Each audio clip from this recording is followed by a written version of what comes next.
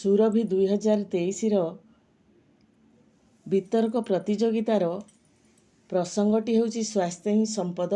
ଏଇଟି କନିଷ୍ଠ ବିଭାଗର ପ୍ରସଙ୍ଗ ଅଟେ। ତାହେଲେ ଆରମ୍ଭ କରିବା। ସମ୍ମାନନୀୟ ସଭାପତି ମହୋଦୟ, ମଞ୍ଚାସୀନ ଗୁରୁଜୀ ଗୁରୁମା, ଅତିଥି ବୃନ୍ଦ, ବିଚାରକ ମଣ୍ଡଳୀ ତଥା ମୋର ସାନ ବଡ଼ ଭାଇ ଓ ଭଉଣୀମାନେ, ଆଜିର ଏହି ପ୍ରତିଯୋଗିତାରେ ଏତେ ସୁନ୍ଦର ପ୍ରସଙ୍ଗଟି ଚୟନ କରିଥିବାରୁ ମୁଁ କର୍ମକର୍ତ୍ତାମାନଙ୍କୁ ଅଶେଷ କୃତଜ୍ଞତା ଜ୍ଞାପନ କରୁଅଛି। ପ୍ରସଙ୍ଗଟି ହେଉଛି ସ୍ୱାସ୍ଥ୍ୟ ହିଁ ସମ୍ପଦ। ବାସ୍ତବରେ ସ୍ୱାସ୍ଥ୍ୟ ହିଁ ଜୀବନ, ସ୍ୱାସ୍ଥ୍ୟ ହିଁ ସପନ, ସ୍ୱାସ୍ଥ୍ୟ ହିଁ ଅମୂଲ୍ୟ ଧନ। ସ୍ୱାସ୍ଥ୍ୟ ବିନା ଏହି ଜୀବନ ଆମର ହୋଇଯିବ ଅକାରଣ।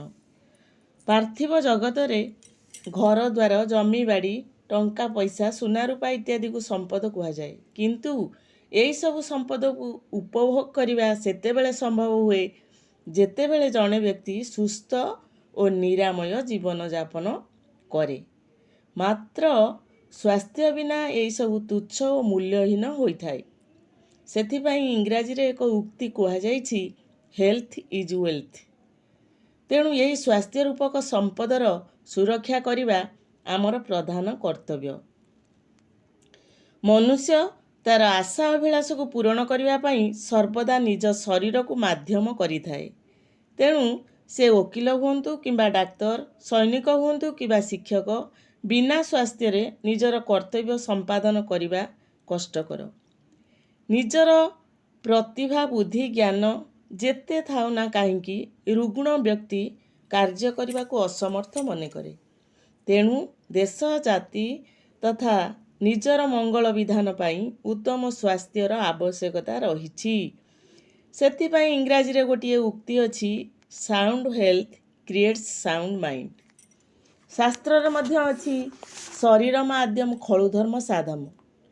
ଅର୍ଥାତ୍ ଶରୀର ବିନା କୌଣସି ଧର୍ମ ସାଧନ କରି ହେବ ନାହିଁ। ଶରୀରର ସୁସ୍ଥତା ପାଇଁ ଆମେ ସୁଷମ ଖାଦ୍ୟ, ଉତ୍ତମ ପାନୀୟ, ବିଶୁଦ୍ଧ ବାୟୁ, ମୁକ୍ତ ସୂର୍ଯ୍ୟାଲୋକ, ଶଯ୍ୟା ଗ୍ରହଣ, ଶଯ୍ୟା ତ୍ୟାଗ, ଖାଦ୍ୟ ଗ୍ରହଣ, ସ୍ନାନ, ଶୌଚ, ବିଶ୍ରାମ, ବ୍ୟାୟାମ, ଯୋଗ, ଆସନ, ପ୍ରାଣାୟାମ ଇତ୍ୟାଦି କରିବା ଦ୍ୱାରା ଶରୀର ନାନା ରୋଗରୁ ମୁକ୍ତ ହୋଇ ସୁସ୍ଥ ରହେ। ସର୍ବୋପରି ମାଦକ ଦ୍ରବ୍ୟଠାରୁ ଦୂରେଇ ରହିବା ନିତାନ୍ତ ଜରୁରୀ ଅଟେ। ସର୍ବଶେଷରେ ମୁଁ ଏତିକି କହିବି ଯେ ଆମ ଶରୀର ପ୍ରତି ଆମେ ଯଦି ଯତ୍ନବାନ ନ ହେବା, ତେବେ ଏହି ଶରୀର ରୂପକ ଶାନ୍ତିର ମନ୍ଦିରଟି ବ୍ୟାଧିର ମନ୍ଦିରରେ ପରିଣତ ହେବ। ଆମେ ଅକାଳରେ ମୃତ୍ୟୁର ଦ୍ୱାରସ୍ଥ ହେବା। ସୁସ୍ଥ ରହିଲେ ଶରୀର ଆମର, ମନଟି ରହିବ ସୁସ୍ଥ, ସମୃଦ୍ଧ ଦେଶ ଗଢ଼ିବା ଆମେରେ ନ ହୋଇ ବ୍ୟାଧିଗ୍ରସ୍ତ। ଏତିକି କହି ମୁଁ ମୋର ବାଣୀକୁ ବିଶ୍ରାମ ଦେଉଛି।